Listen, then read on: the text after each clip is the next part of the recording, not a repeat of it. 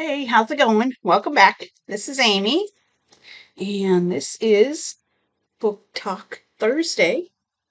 It's a Wednesday currently today, and it's a little nicer weather. I think it's low 80s today. You'll be seeing this on Thursdays. I don't know the weather. Well, maybe I do. We can give you a weather update. Says says it's currently 80.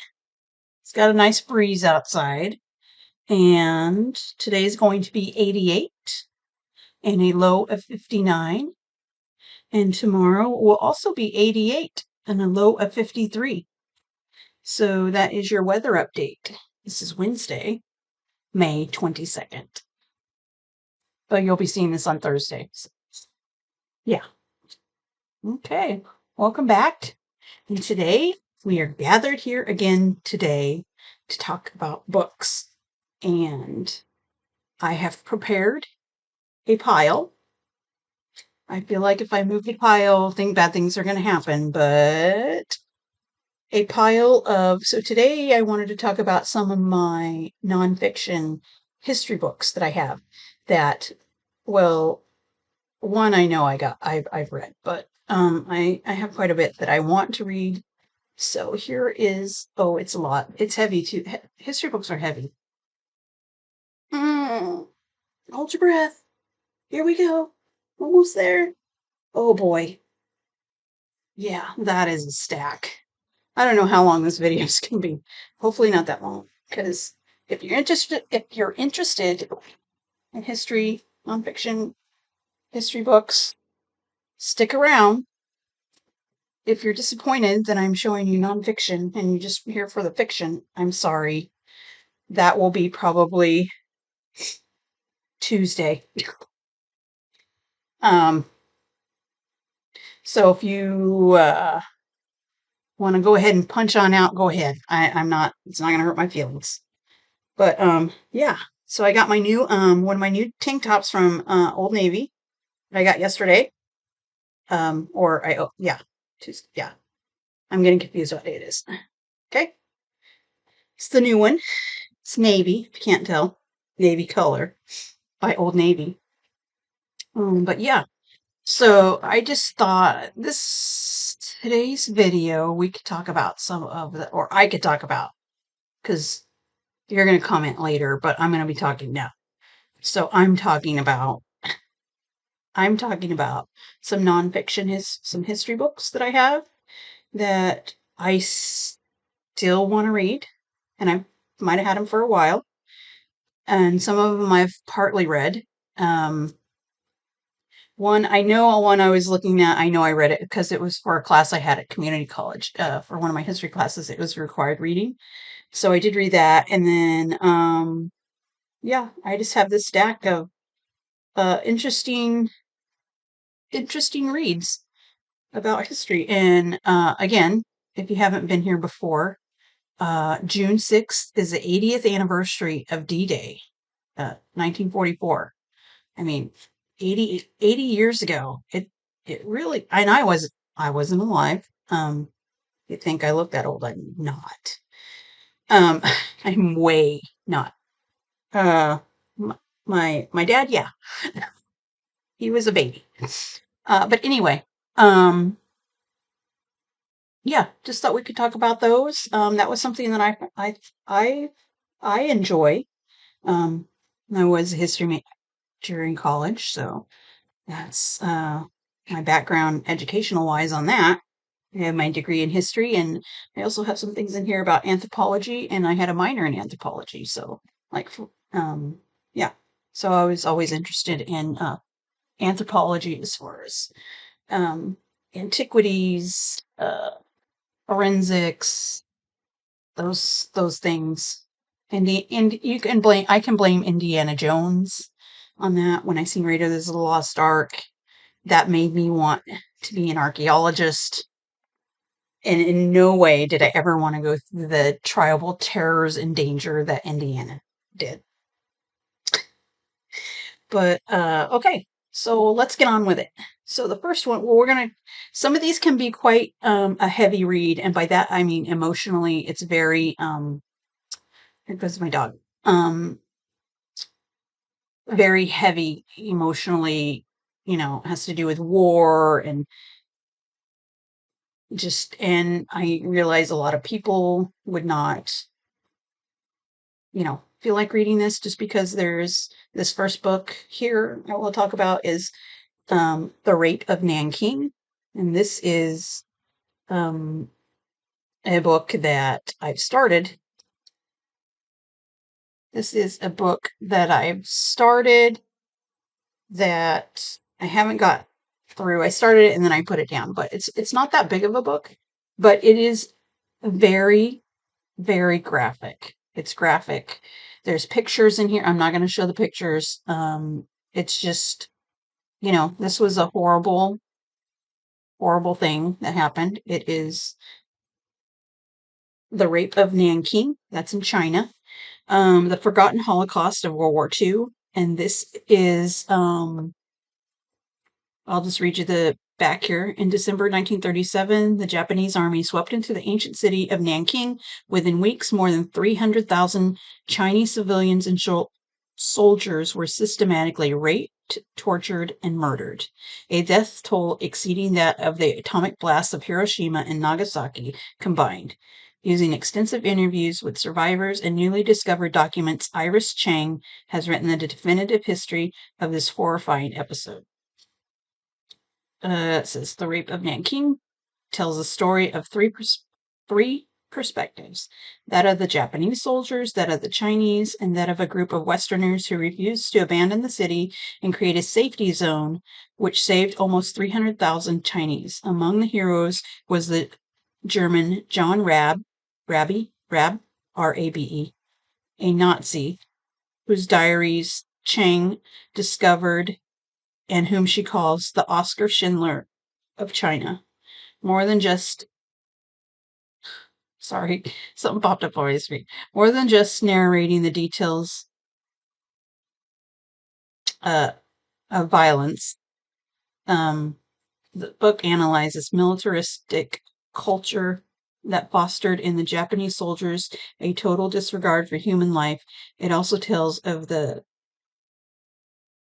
concerted effort during the Cold War on the part of the West and even China to stifle open discussion of this atrocity. Um, yeah, it's a hard read. If you don't know about it, it was in 1937. The where was it? Okay, maybe not. Maybe yeah. It says in December 13th, 1937, Nanking, the capital city of nationalist China, fell to the Japanese. For Japan, this was to have been the decisive turning point in the war, the triumphant culmination of a half-year struggle against Chiang Kai-shek's armies in the Yangtze Valley. And this is the foreword. I'm not going to read the whole thing, but anyway, yeah, this is if you're not, if you don't like um read about the Holocaust, this is separate from the Holocaust in Europe. This is a different. They just say it's the forgotten Holocaust of World War II. But yeah, it has pictures. This is published by Penguin, and it's Irish Ching. And it's just about those happenings. There's a little map. Yeah. And you can see the river. So that's where. And I believe there was a movie that was made. And I want to say Charlton Heston was in it. And I feel like it had to do with this, where it talked about the city where Westerners were. I think it had, um, like, what do you call it? Christian church people. I should know this. My brain stopped working right now. Missionaries. Okay. I think, if that's what I'm thinking about. But there was and I can't think of the name of it. And I think it was talking about this when this was all going on in that particular area of China. That was the safety zone. I'm not really sure, but I feel like there was a movie with Charlton Heston in China, and I could be wrong. But anyway, yeah, this is something, like I said, I'm okay reading this stuff. I mean, it's real and it's horrible, and it usually takes me a while to get through it, just because, I mean, I don't have nightmares. Uh, it just, it makes me feel really bad that this happened to people. And like I said, there's some pictures in here. There's very graphic pictures, and yeah, I started reading it and I put it down, and it probably got like a little bit. I needed a break, and I just haven't picked it up. But I do want to read it. I do, and it's a short book, but it's a hard read. So it might be a short book, like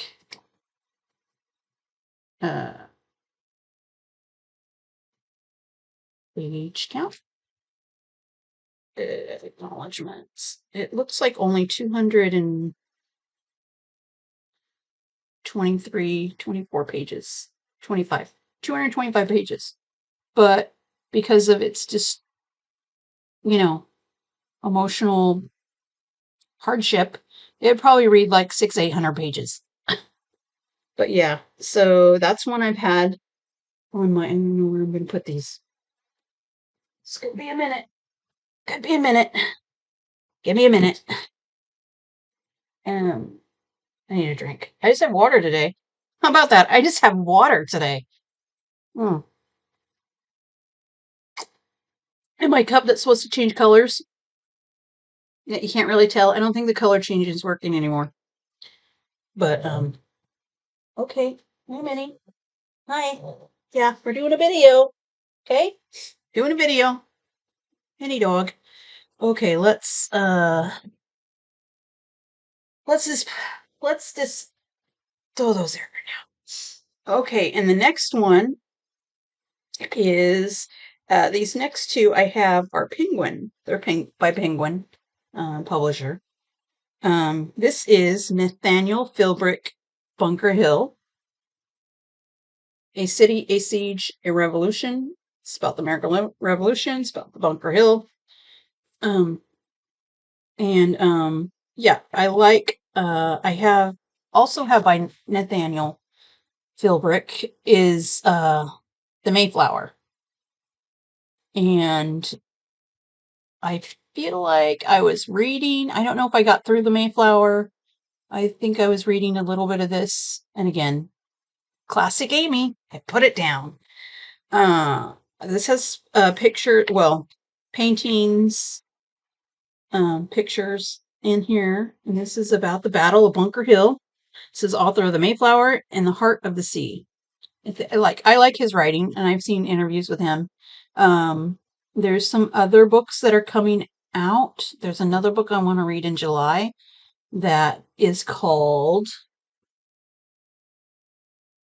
It's called. I think I have it on my holds list, or maybe not. Anyway, Bunker Hill. Let's read this, and I'll get back to look that up. Let me look it up first, because it's going to bother me, and then I'll get sidetracked. Then we'll read about what this is about. This is.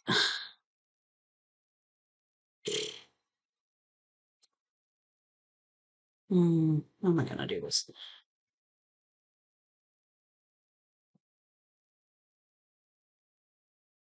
It's weird.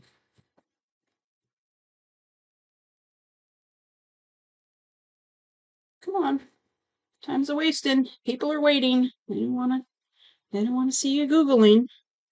They're here. They're paying to. You're not paying. You're here to hear about the books, not watch somebody Google. I get it. Yeah. So he has Heart of the Sea, Valiant Ambition. That's the one I want to borrow in July. This Valiant by Nathaniel Bilber. It's George Washington, Benedict Arnold, and the Fate of the American Revolution. That is right there, right there, right there, right there. Yeah, that's one I'm interested in. And then he also has written The Last Stand, which is about the Custer Sitting Bull and the Battle of Little Bighorn. That one's actually I could borrow that right now. No, I cannot. Maybe I can. No, I cannot. Sorry, I'm very I'm very indecisive. And there was yeah. I cannot. Can't place any more holds because my Libby app is full on my holds. You only get 8 holds, and I'm full. So yeah. Anywho, on to Bunker Hill. So that's what we're really here for, right? Yeah. A city, a siege, a revolution. And it reads, with this keen sense, let me adjust my glasses, of the unexplored side of the mythic events in U.S. history, Nathaniel Philbrick turns his talents to pre-revolutionary Boston and the spark that ignited the American Revolution. In the aftermath of the Boston Tea Party and the violence at Lexington and Concord, Boston in 1775 is cut off from the supplies by a British blockade. Excuse me, not dying. As the conflict escalates, skirmishes give way to outright war in the Battle of Bunker Hill. It would be the bloodiest conflict of the Revolutionary War and the point of no return for the rebellious colonist. Philbrick brings a fresh perspective to each aspect of the story and his dynamic personalities, including John Adams, Samuel Adams, John Hancock, Paul Revere, George Washington, and Joseph Warren. With passion and insight, he reconstructs the revolutionary landscape, geographic and ideological, in a mesmerizing narrative of the robust, messy, blisteringly real origins of America. So anyway, yeah, it's got I am never gonna get this down to where I do it correctly at all. If it takes me 100 years. Just know that. So we have paintings. This has 3 views of Boston, drawings. There is pictures of different people. They're paintings. There's King George the Third. And we have just a lot of different more this is an engraving. These are all engravings. Series of 4 engravings. Those are pretty cool. Oh, we can't see it very good, but yeah.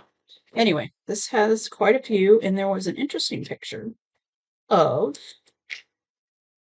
some more people. The last one was the last one, yeah, John Quincy Adams. John Adams' son in 1843. This is an actual photograph, and it says John Quincy Adams in 1843, the same year that Bunker Hill Monument was completed. It says Adams was haunted by his memories of the battle he had watched as a 7-year-old boy. So yeah, he did witness that battle with his mother, I believe. They were watching from um afar. But that's John Adams' son. He has the same receding hairline. How about that? Poor guy. Yeah, 1843. Anyway, so this is I'm interested in my kind of well, I'm partial to World War II and the Civil War, but I think I'm, you know, kind of really into the American Revolution. In particular, I like a lot of history with women of that era, women's history, the colonial through the American Revolution just after. That's that was my jam in college. I wrote a lot of my papers on women's history and um the different classes I had, the different um years of history. I usually picked out some kind of female women's history of that particular. So it'd be World War II, Vietnam, American Revolution, colonial America, you know, all those things. And in between. Civil War, women's rights movement. Anyway, so yeah. So this next one is also a penguin also. It's by Richard J. Evans, and I think this is a trilogy. I thought I got the second one, but I can't find it. So I must have only got the first one and thinking I was going to read it and then I'll get to it. It's called The Coming of the Third Reich, Richard J. Evans. And this has pictures also. This is just uh I believe I got this at Barnes and Noble. I actually got it in the store. Um it's a nice floppy book. It has pictures. I don't believe they are I don't think I can't be certain, but I think the most probably graphic out of all of these is the Nanking one. Um, I don't think, well, I mean, all war pictures are graphic, right? So, uh, didn't have, you know, things like another one. Okay.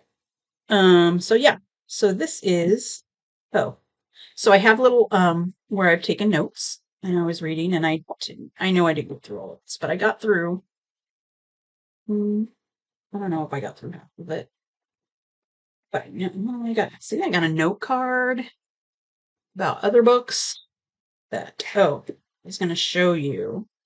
Now, I do not envy somebody who writes a large book on history that has to do all kinds of research. And when you do your paper or write a book, you have a notes page where all your reference material came from, all the books and the authors. This is just crazy long. Um, Now, I want to show you. That's the index. Bibliography. Something else. Bibliography and notes is different.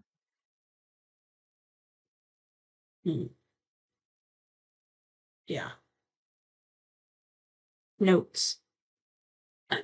So this is the notes I'm going to flip through here. This is all the notes, the end notes, the reference. See it properly. Yeah, that's a big that is big. That's a lot. A lot. Trust me. Someone who's written a lot of papers at college. It's a lot. Um yeah. So anyway, and then I found this. I was so excited. I have another bookmark. The Starbucks bookmark. I got this. I probably most likely like got a copy at cafe because that's what I do when I go to Barnes and Noble. Look at books and I get a copy at the cafe and sometimes a snack.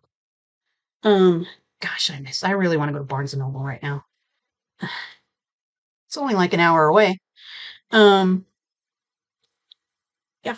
Sorry, got a little excited about my bookmark. But yeah, so I did start reading it, and um, so this one, sorry, we got sidetracked by the coffee bookmark. Um, It says, "How did Germany fall into the hands of Adolf Hitler and his Nazi movement?"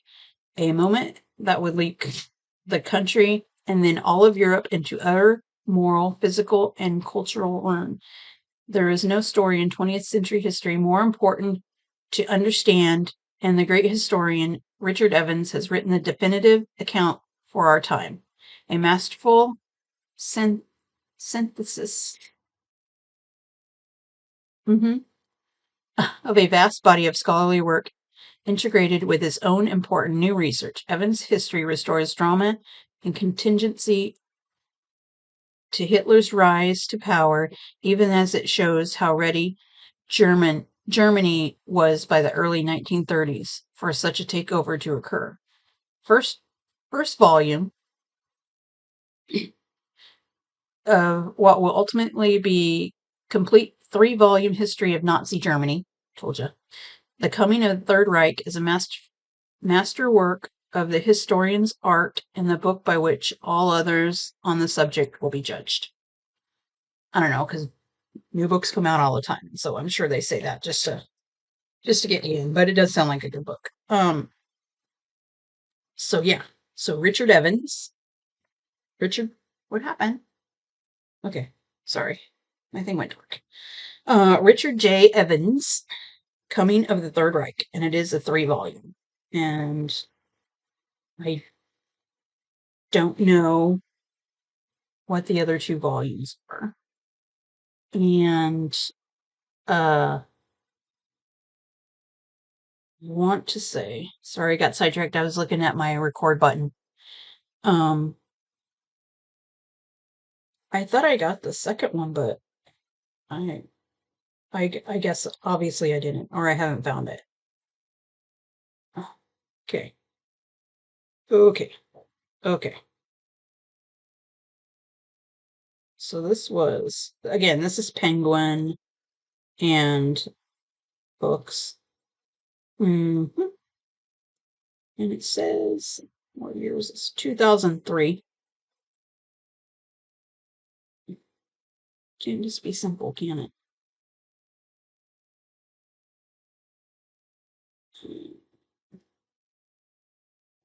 Volume 1.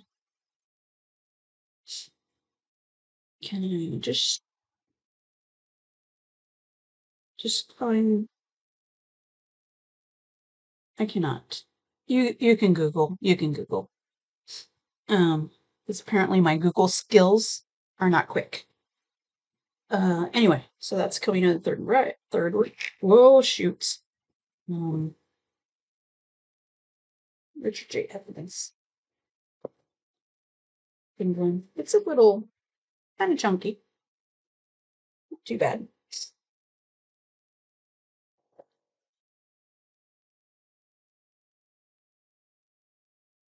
And the next one we have is also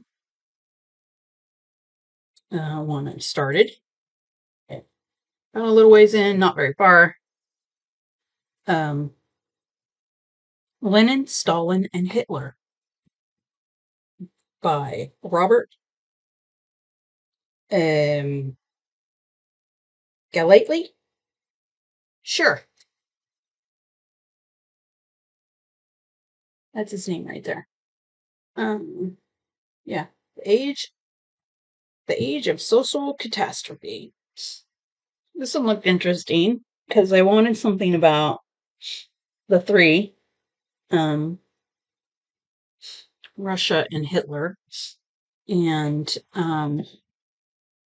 it's a bold new accounting of the great social and political upheavals that enveloped Europe between 1914 and 1945, from the Russian Revolution through the Second World War. In Lenin, Stalin, and Hitler, acclaimed historian Robert Galately focuses on the dominant powers of the time, the Soviet Union and the Nazi Germany, but also analyzes the catastrophe of those years in an effort to uncover its political and ideological nature, arguing that the tragedies endured by Europe were inextricably linked through these dictatorships.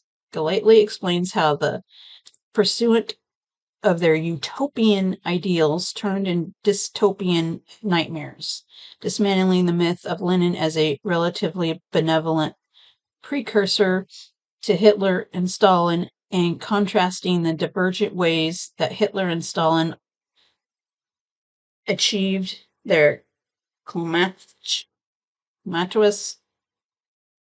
goals. Just can't read today. He creates Lenin, Stalin, and Hitler, a vital analysis of a critical period in modern history. So it is a kind of thick book. It's paperback. This is by Vintage Books. Yeah, if you're interested in the Russian and Hitler, this snaps.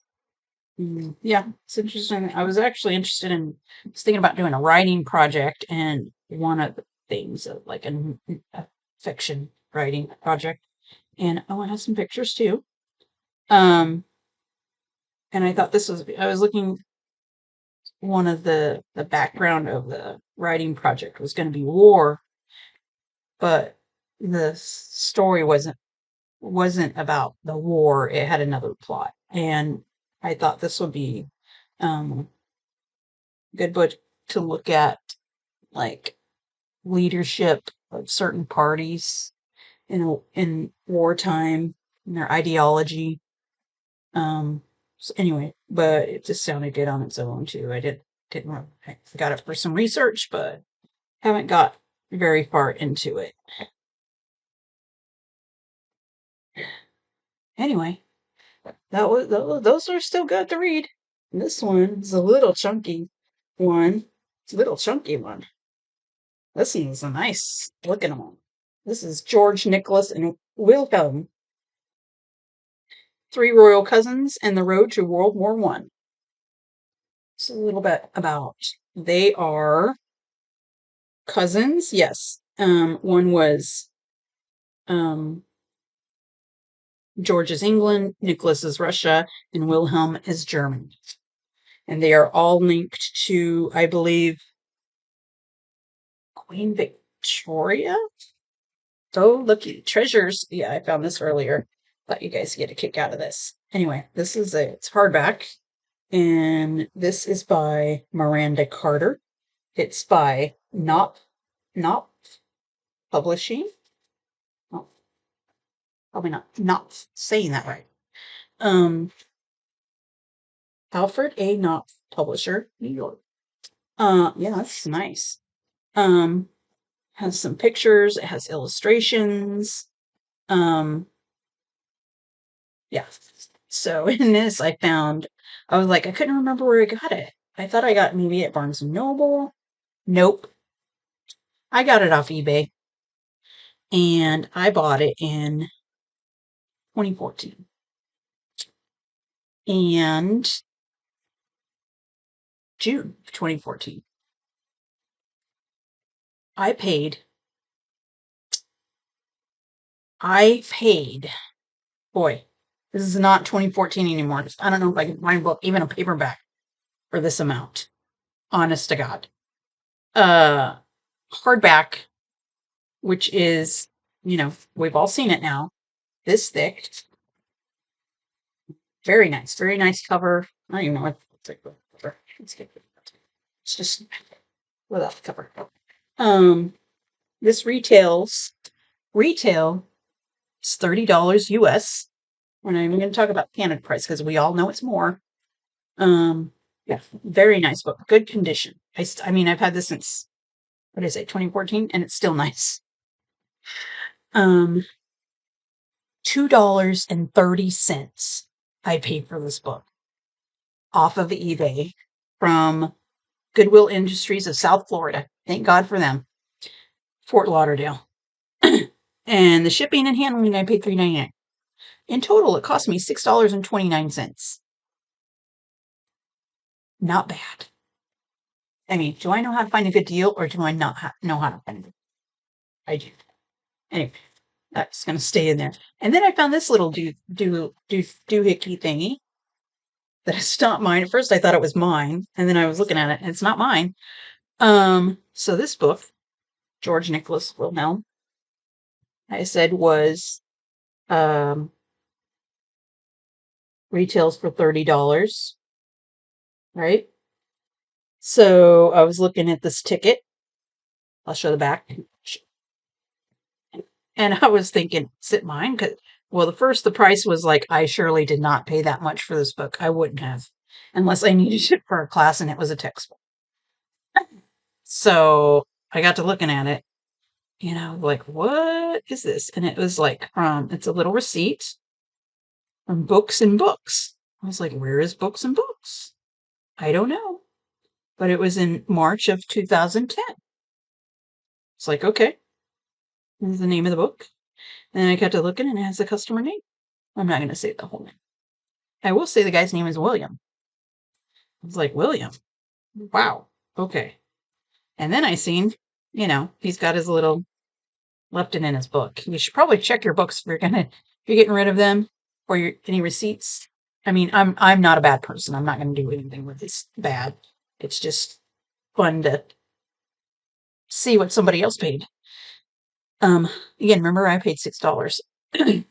This guy, William, and then it says here, Books and Books. It is in Coral Gables, Florida. Okay. And I'm sure William is probably retired, living in Florida, living out his life and enjoying it. And he has the money to pay full price for this book because he paid with tax $32.10. William paid in cable. I can't say it. Coral Gables, Florida. In 2010, William paid $32.10. In 2014, off of eBay through Goodwill Industries of Florida, I paid $6. And what did I say? 29 cents. I am most likely much poorer than William from Coral Gables, Florida. But I thank you, William, for giving up your book and letting me own it now. And we will take good care of it. But so that little doodad. So this book is about George Nicholas and Wilhelm. Okay? And it's a long ride up. No. It's going to be a long video. Sorry, just checking my little meter. It says in the years before World War I, the great European powers were ruled by three first cousins: King George V of Britain, Kaiser Wilhelm II of Germany, and Tsar Nicholas II of Russia. Together, they presided over the last years of dynastic Europe and the outbreak of the most destructive war the world had ever seen, a war that set 20th century Europe on course to be the most violent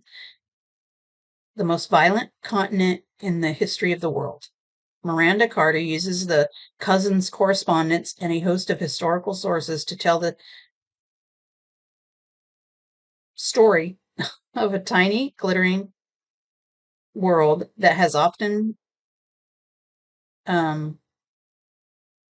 preposterously out of kilter with its times, struggling to stay in command of politics and world events as history overtook it.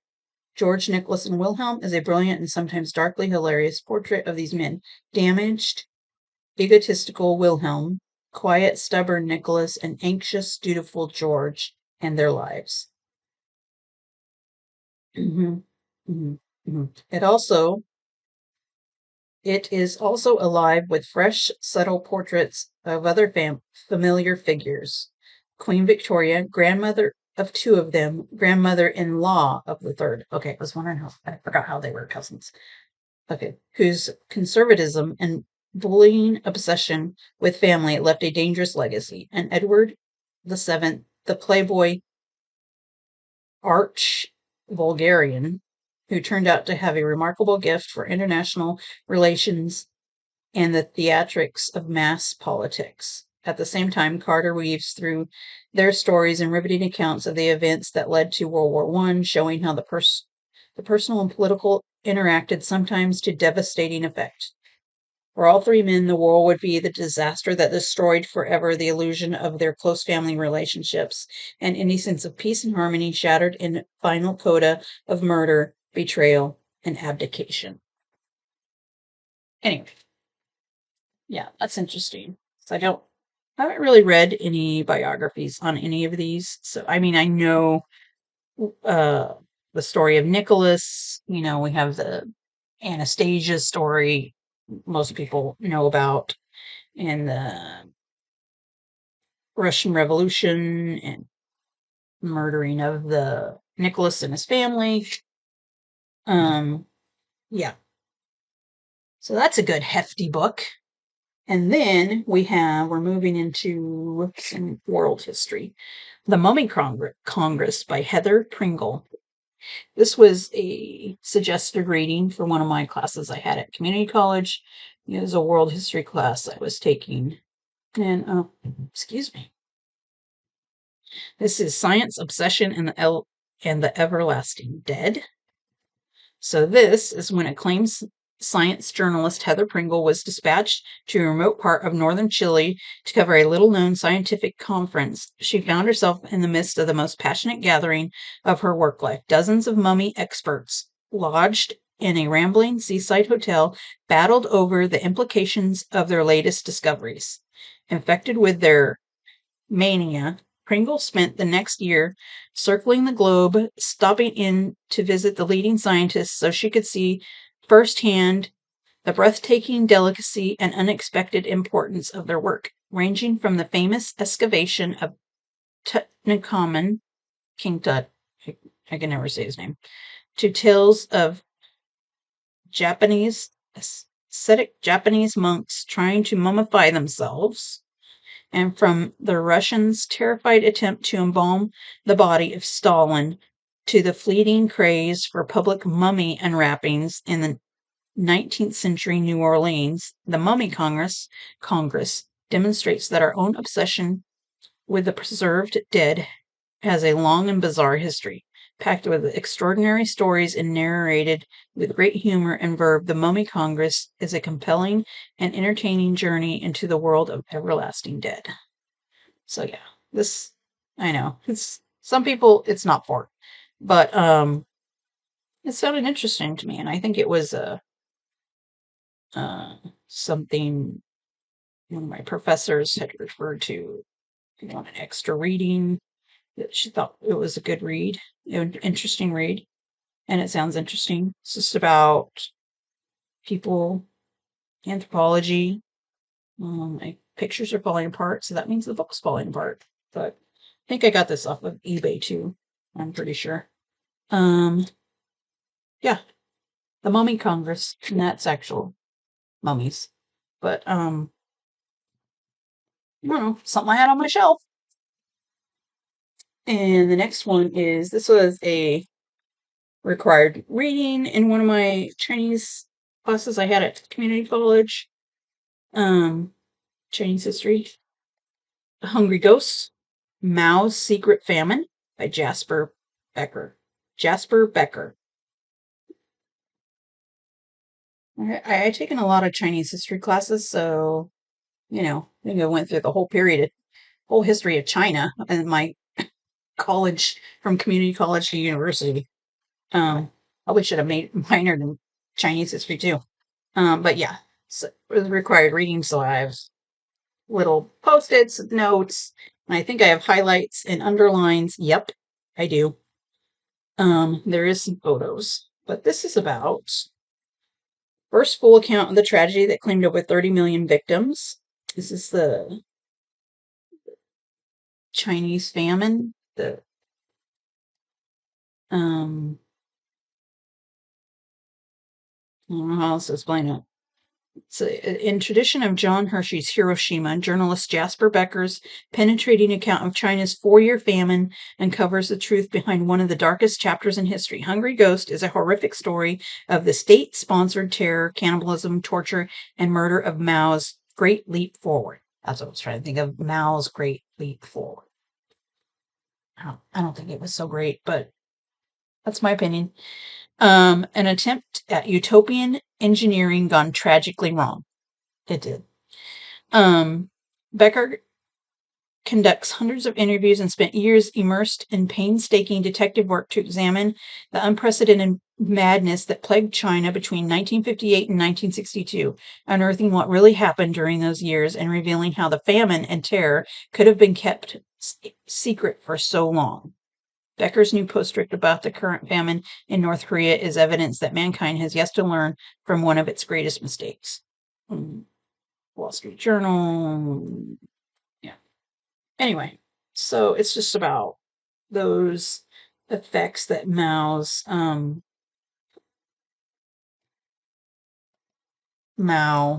and the Great Leap Forward. You might have heard of that about that in history. But then the effects that this caused on the Chinese people. Had a famine, there was just it was horrible things. And they tried to do what I call dumb, illogical things to think that they could fertilize the land with, say, one of the examples was glass, like like broken up glass, and you just rototill it in the earth and think that it would feed the earth and help. I mean, that's one of the things that stood out to me about this. One of the things that they were doing and trying to help facilitate growth as far as food for their people, and it was just dumb things like this that one of um, didn't work, and a lot of people died. And anyway, it was a big deal. But yeah, Hungry Ghosts. And again, it was a good read. I did read it. I did. And The Bone Woman. We'll get to this in just a second. Just a second. Gotta pause it. Gotta pause. Okay. I had to pause for just a second. Of course, if I'm really good, you're not gonna notice that. Anywho, let's get on with it. We have one, two, three. I have four more books. Almost done. The next one is The Bone Woman by Clea Koff, Koff. And again, these are all books I have on my shelf that I bought because they were interesting to me. I wanted to read. They're all nonfiction. They're history books. They have different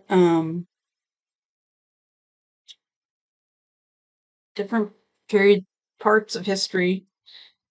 This one is a forensic anthropologist's search for truth in the mass graves of Rwanda, Bosnia, Croatia, and Kosovo.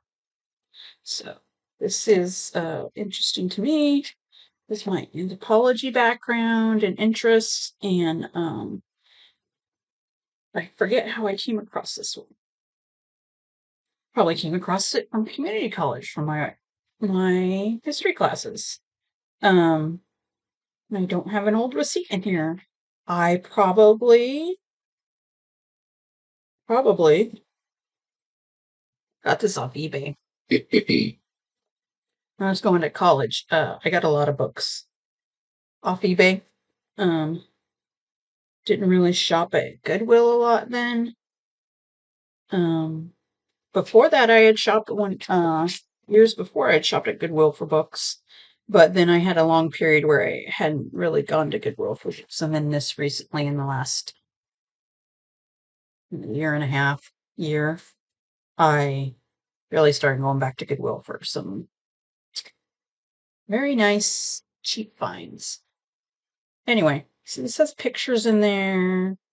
There's pictures.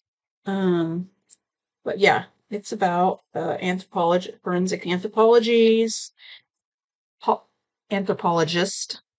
This is The Bone Woman. This is from The Bone Woman. At 10:30 in the morning on Tuesday, January 9th, 1996, I was on a hillside in Rwanda, suddenly doing what I always wanted to do.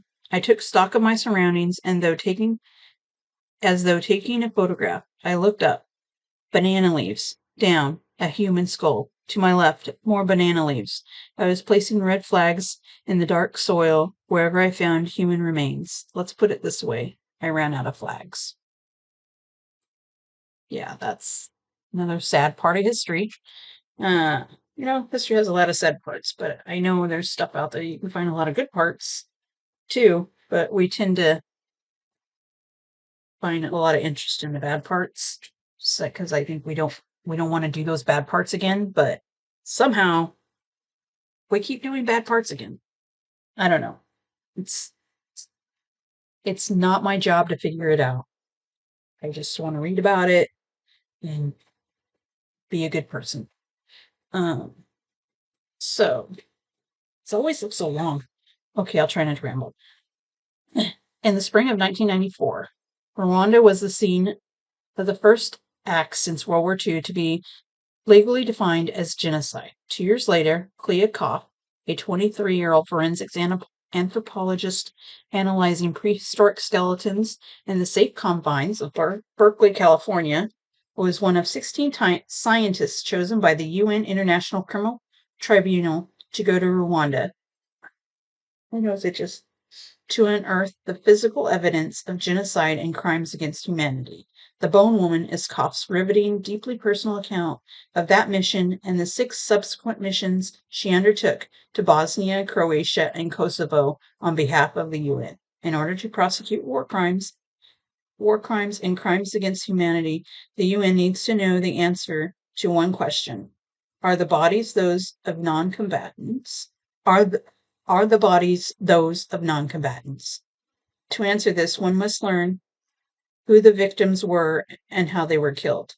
Only one group of specialists in the world can make both those determinations: forensics anthropologists, trained to identify otherwise unidentifiable human remains by analyzing their skeletons. Forensics anthropologists unlock the stories of people's lives as well as of their last moments. So, pause. Side note, anybody watches the TV show, well, it's not on anymore, but reruns, TV show Bones with the character Temperance Brennan? Bones, the TV show. I like that show. It's a great show. She's a forensics anthropologist, and this is something that would be a bones job, so to speak. Anyway, so Koff's unflinching account of her years with the UN, what she saw, how it affected her, who was prosecuted based on evidence she found, what she learned about the world, is alternately gripping, frightening, miraculously hopeful. Readers join Koff.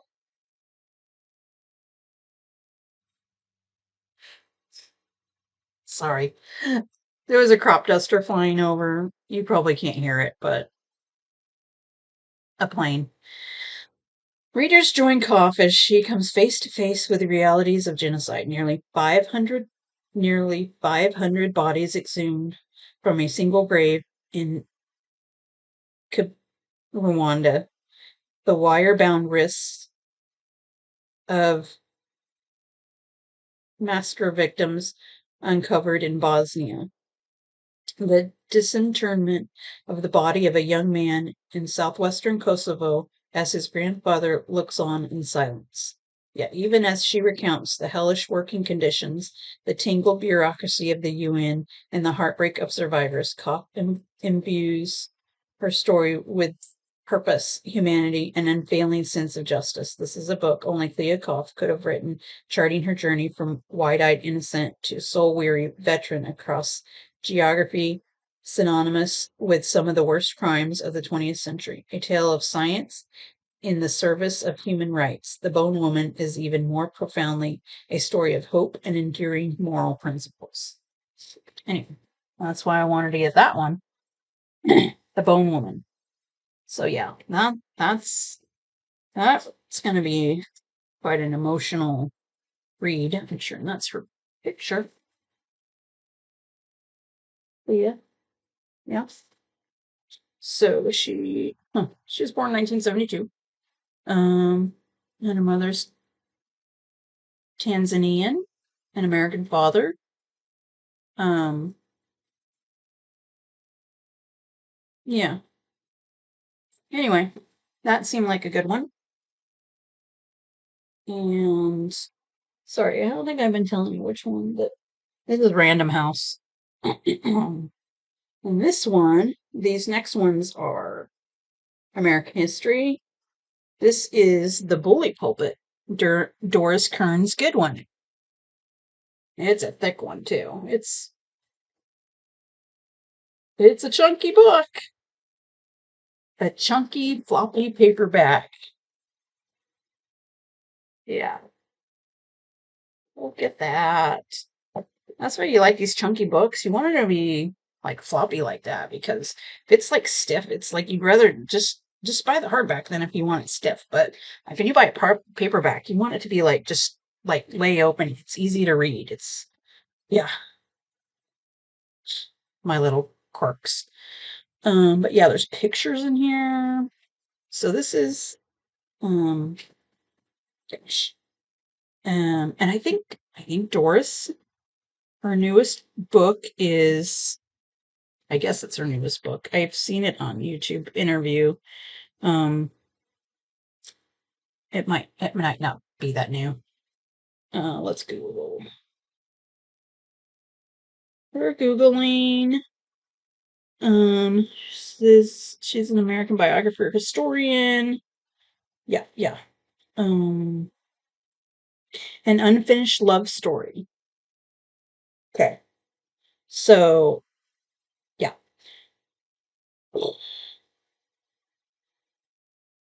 Oh, that is new. It's 2024. An unfinished love story. Oh my gosh. Can I get the picture? Yes. That's her new one. And this is very ref not anyway, that's all we're gonna get. Yeah. A personal this unfinished love story.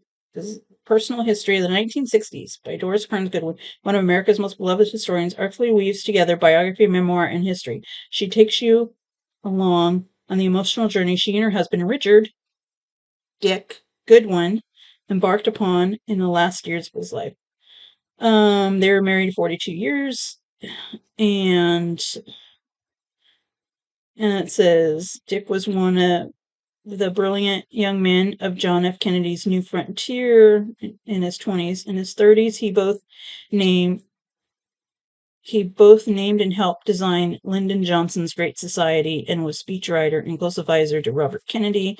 Doris is 24-year-old graduate student, selected as a White House Fellow. She worked directly with Lyndon Johnson and later insisted on his memoir. Anyway, that's her latest one, Doris. Oh, Minnie's back. Hi, Min. We're still doing a video. I know. Okay, so this one, The Bully Pulpit, Theodore Roosevelt, William Howard Taft, and the Golden Age of Journalism. Yeah. It's a big one. It's kind of heavy too. I mean, this is like a heavy.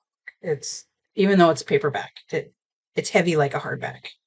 It's got a lot of pictures. Yeah, The Bully Pulpit is a dynamic history of the first decade of the Progressive Era, that tumultuous time when the nation was coming unseamed and reform was in the air. The story is told through the intense friendship of Theodore Roosevelt and William Howard Taft, a close relationship that strengthens both men before it ruptures in 1912 when they engage in a brutal fight for the presidential nomination. The Bully Pulpit is also the story muckraking the muckraking press portrayed through the greatest group of journalists ever assembled on one magazine. Ida Tarbell, Ray Stannard Baker, Lincoln Steffens, and William Allen White teamed under the mercurial genius of publisher S.S. McClure. Says Steven Spielberg's DreamWorks studio has acquired the film rights to The Bully Pulpit. Interesting. I haven't heard anything about a movie about it, but um yeah. So that's interesting. That's around election time. Might want find something like that to read. coming up quick. The notes page on this. Oh man, it's tiny writing too. She had a lot of notes. You have a lot of note in history. You have a lot of research, man. I'm telling you, it's you rip your hair out. You can. So it takes these people a long time to write these history books. These thick, this little piece here. See that? That's all notes. That's all reference material, where she got her reference material. That is, and it's tiny. It's tiny writing. So if you had this in regular size writing, like in the book, it would be like at least twice this, maybe three times the size. Jesus, don't I? You know, you do what you love. You love writing. You love writing this stuff. It's not. I mean, it is. It is a task. And at times, I'm sure she's pulled her hair out and probably had a drink. I don't know. She drinks, but yeah, she even has abbreviation used in the notes. Oh my god.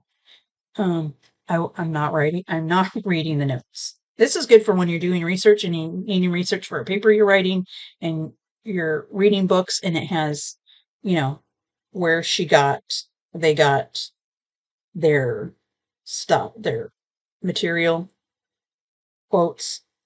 Um, hmm I'm a geek like that. I'm geeky. I'm a geeky history gal. Um, yeah, we got pictures. We got,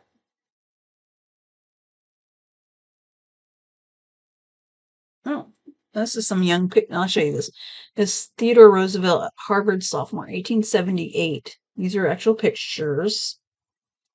And then there's Yale classmate Big Bill Taft's people made him one of his fellow students left in 1877. So this is Roosevelt and Taft as young men. Um, Taft on the bottom, Roosevelt on top. Teddy, Howie and Teddy. William, sorry, call him Howie. Howard Taft. Teddy and Billy. Yeah, they're going to be sparring. I guess they were friends, and it sounds like the journalism inspired some little rivalry, maybe. Anyway, the bully pulpit. Now I got this. I don't know. I got it when it came out. I want to say I feel like I got it at Sam's Club. It doesn't have the sticker on it, so I usually pull them off, put them on the inside. I'm pretty sure I did not get it at Barnes and Noble. Mm-mm. That would have been like $30. Okay. Then we have, I'm getting, this is on my, July, uh, Book of Possibilities, which is most likely the book for July. 1776, David McCullough. Can't let July go by without reading that. Okay. And, David just recently passed away, I think. Is it this last year? Wrote quite a few history books. Let's see. Little David. That's not his name, Little. I just called him Little. I'm sure he would. I don't know if he would laugh at that or not, but it's Little David. Little Davy McCullough. How you doing? Well, he's doing great. He's not alive anymore. Oh, okay. 2022. I was a year off. He was born in 1933. Mm-hmm. Anyway, he was 89, and yeah, we went to Yale and some other colleges. But yeah, he's written. I do have another of his right here. Is the last book. And he's written a couple of other books that you could Google about. But yeah, this is the winner of the Pulitzer Prize. Um, 1776. If you're an American, you should know 1776. You should know that date, 1776. It's the date we declared independence from England. It's a hint. Um, it's a masterful book. David McCullough tells an intensely human story of those who marched with General George Washington in the year of the Declaration of Independence, when the whole American cause was riding on their success, without which all hope of independence would have been dashed, and the noble ideals of the Declaration would have amounted to little more than words on paper. Based on the extensive research in both American and British archives, 1776 is a powerful drama written with extraordinary narrative vitality. It is a story of Americans in the ranks, men of every shape, size, color, farmer, schoolteacher, shoemaker, no accounts, and more boys turned soldiers. And it's the story of the King's men, the British commander, William Howe, and his highly disciplined redcoats who looked on their rebel foes with contempt and fought with valor too little known. Oh, valor too little known. At the center of the drama with Washington are two young American patriots who, at first, knew no more of war than they had read in books. Nathaniel Greene, a Quaker who was made a general at 33, and Henry Knox, 25-year-old bookseller who had preposterous idea of hauling the guns of Fort Tongaroga overland to Boston in the dead of winter. I read most of this book. I don't know if I finished it, but I remember that part. I was damn cold. But it is the American commander-in-chief who stands foremost, Washington, who had never before led an army in battle. Written as a companion work for a celebrated biography of John Adams, David McCullough's 1776 is another landmark in literature of American history. Yeah. And you can find interviews with him on YouTube. You could Google. There's plenty. Um, uh, or different history. I know there's this book, and then there's the John Adams book, and some different ones. But yeah, this is definitely going to be my read for July. And try not to let that pile. Once. The last one is John Adams. Again, David McCullough. And they did there was a 7-part miniseries on HBO. I think I got this at Seems Club. It has pictures. Ooh.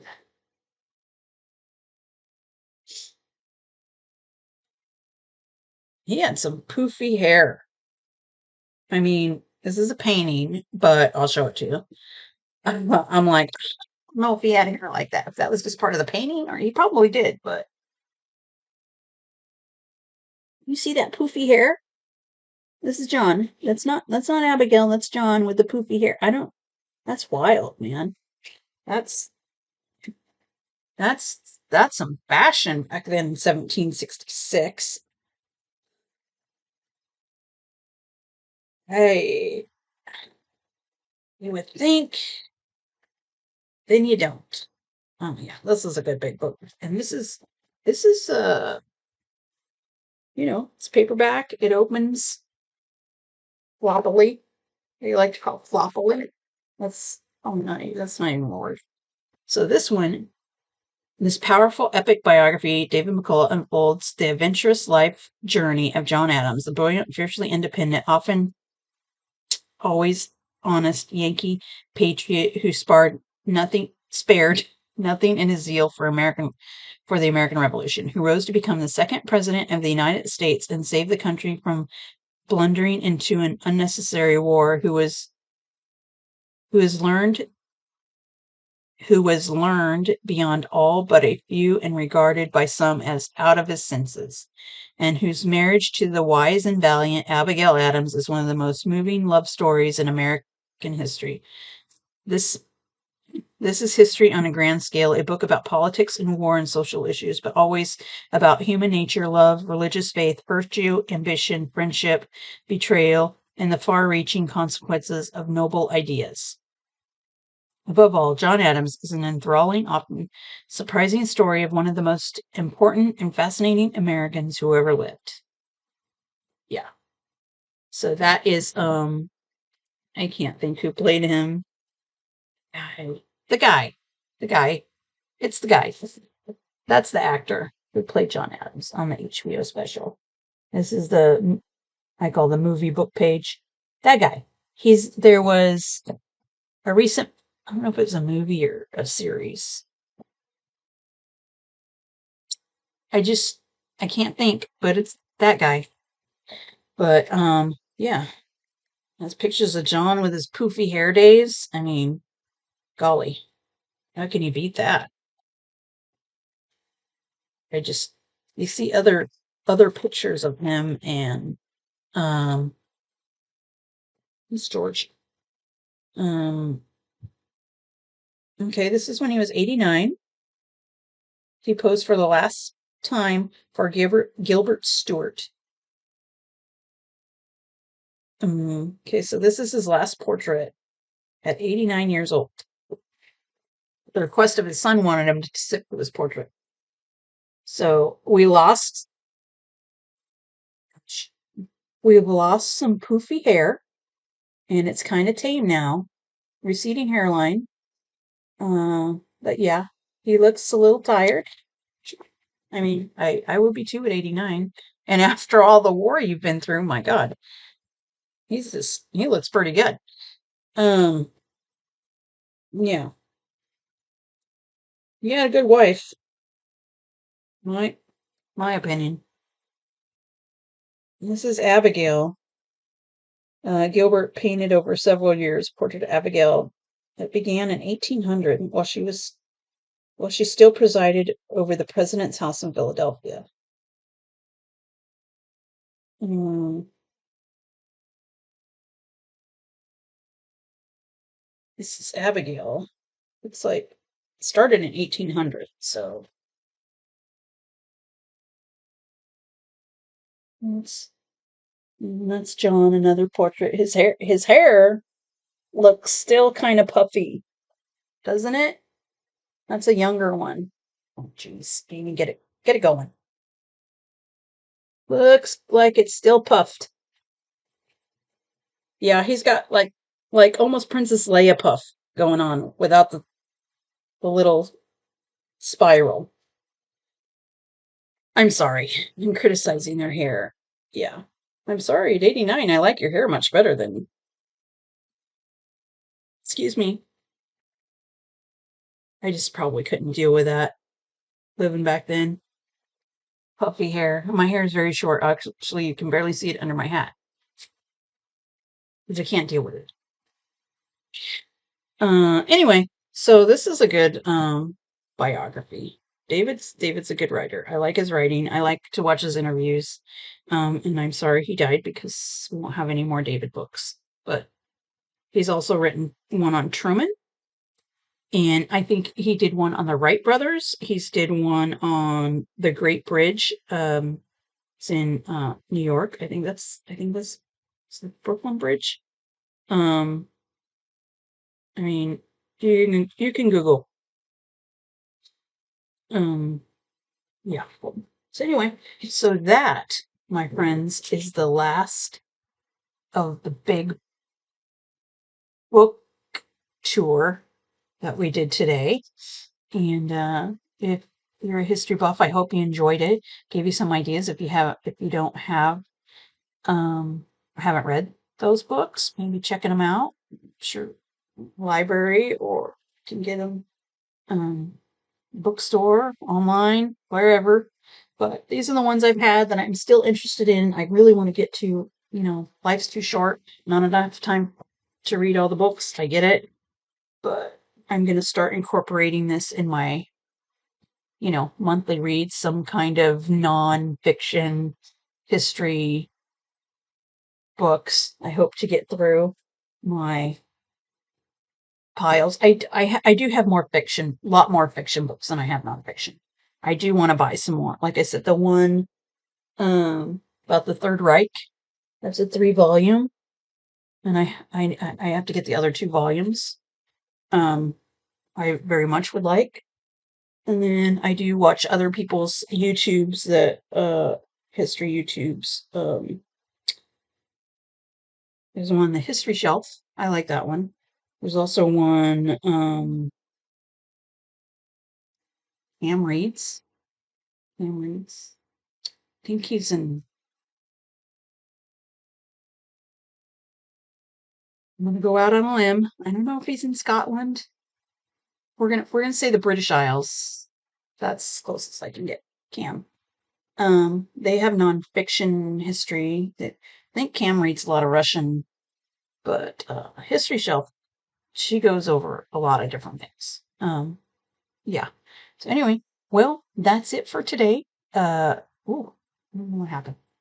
Um, this is Book Talk Thursday, and maybe you found something you maybe you want to read. Like I said, a lot of it's history, so there's a lot of stuff in history that's a hard read, emotionally wise. So you might want to see what, like I said, the one Nanking one, that's very graphic, picture wise that they have in there. So, because you're someone that's, you want a light history, you don't want, I mean, I don't know, I guess you're not going to read about war, but anyway, that's what I have. Yeah, and I have more, and maybe we'll do another video later on. I'll pull up some more, find more of my nonfiction history, or collect them, buy them, whatever, um, as I get them. But now my hands are dirty because those are dirty. Anyway, well, thanks for coming back. I hope you have a good rest of your day and a rest of your week, and you have a good weekend. And Memorial Day is coming up, like Monday. This is You're going to see this on Thursdays. Like Monday's Memorial Day here in America. If you're watching this and you're in a different part of the world, we celebrate Memorial Day on Monday. It's the last Monday in May, always. And anyway, have a great Memorial Day. Just relax, or if you're going to go have a picnic, a barbecue, just hang out around the house, work in the yard. I still have to work in the yard. And I'm putting it off because I I got a bad knee and a bad back, but I just gotta take those Tylenols and get out there and do it. Anyway, okay. Well, have a good one, and we will see you back here possibly on Tuesday if you cross your fingers and have high hopes. And I'm back on Tuesday. Okay, thanks.